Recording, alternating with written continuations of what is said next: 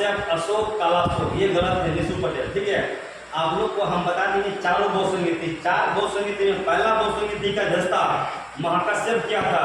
महाकश्यप की अध्यक्षता में राजगीर में 483 ईसा पूर्व में हरिक वंश के अजातशत्रु के द्वारा, हरिक वंश के अजातशत्रु द्वारा। ठीक है, आप लोग को पूरा अगर याद नहीं है तो हमने कल बताया था, कल वाले जरूर वीडियो देखिएगा। ठीक है, चारों बहुसंगीति हमने अध्यक्षता बताया था। ठीक है, ठीक है, चलिए अगले क्वेश्चन की बात। पहला क्वेश्चन बोलेगा गौतम बुद्ध के सारथी का नाम क्या था।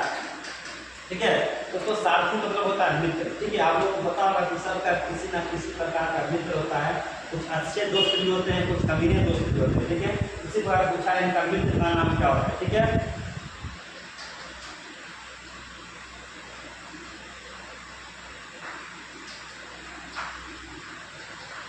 अपने घर का बंदों का नाम याद नहीं रहता। ठीक है, चलिए घर के बंदों का नाम याद नहीं रहता है, लेकिन आपको जो कि बता दिए चारों बहुसंगीति का एड्रेस आप लोग को हलाल में आ जाएगा।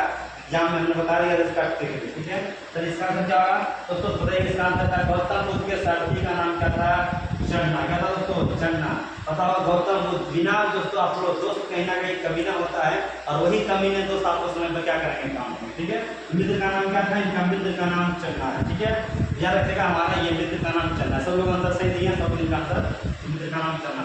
अब दोस्तों ये लगभग क्वेश्चन देखने में ज़्यादा सिंपल है, लेकिन आगे धीरे धीरे आने वाले समय में आपको जब 50 क्वेश्चन के पार पहुंचेगा, लगभग 30 क्वेश्चन के बाद, तो कहीं ना कहीं आपको क्वेश्चन हार्ड मिलेगा। तो प्रयास कीजिए, सिंपल क्वेश्चन को सब बताते हैं, लेकिन हार्ड क्वेश्चन बनाने में कुछ और ही होता है। ठीक है, चलिए बताइएगा। अब दोस्तों हमारा गौतम बुद्ध जो है कितने वर्ष की अवस्था में गृह त्याग कर सत्य की खोज में निकल पड़ते हैं।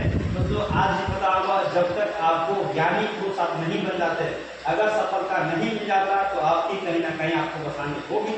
और आप दोस्तों याद रखिएगा, लड़का लोग पुरुष लोग, ठीक है, तो आप लोग को समस्या आ गया, जब तक आप सफल नहीं होइएगा, जब तक आपकी सफलता पूरी तरह से मंजिल नहीं मिल जाती और ज्ञान आपको नहीं प्राप्त हो जाता, जब तक आप पूरी तरह से लाभ नहीं होगा।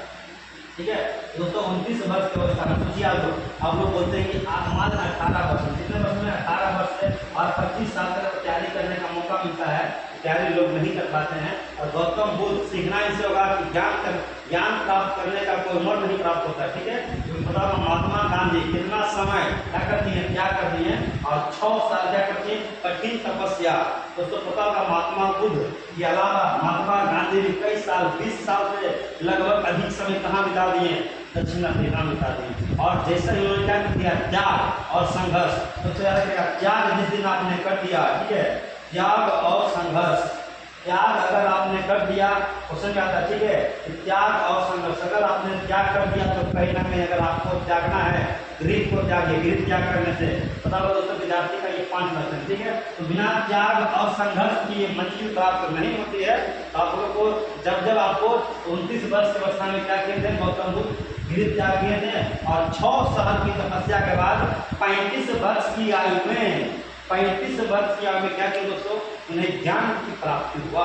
और यही बात अगर देखिएगा जैन धर्म में कहा जाता है, क्या ज्ञान की प्राप्ति हुआ, लेकिन यह क्या होता है, तो सत्य की खोज बोली जाए, ज्ञान की प्राप्ति।